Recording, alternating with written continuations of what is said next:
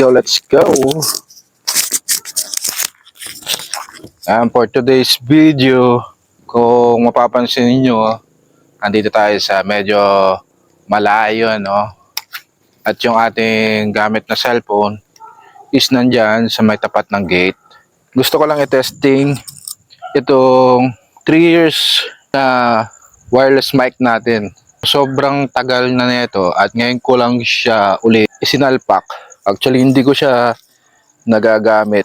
Hindi ko siya nagamit pala noon dahil hindi ko alam kung paano ko siya i-connect. So nabili lang natin ito sa Lazada. Sa ngayon, napagtripan natin siyang gamitin dahil meron tayo, nagbabalak tayong bumili ng wireless mic uli para magamit natin yung mismong cellphone pagbablog or sa pagtitake ng mga video. Kaya eto tayo, nagtitest tayo. Sound check. Guys, gumana habang nandito tayo sa malayo. Alright?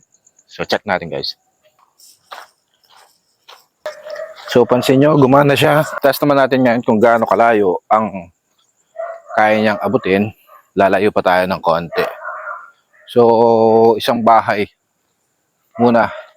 Bukan natin itutok dito sa ating bibig. Yan. So isang bahay yung pagitan. Ewan ko kung ilang meters na to. Yan. So papalapit na tayo. Then check natin kung meron ba siyang wind noise reduction, which is napakaganda sana kung gagana yung kanyang wind noise reduction. Dahil sa ngayon naririnig ko dito sa amin is mga tahol ng aso. So check natin kung maririnig ba. Okay. So another test tayo ng ating range dito sa ating mini mic. So may dala tayong ilaw, LED light.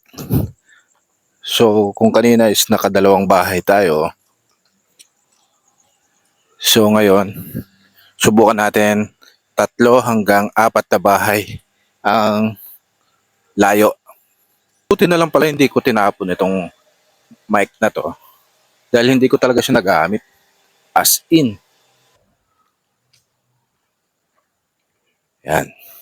Nasa pang-4 na bahay na tayo.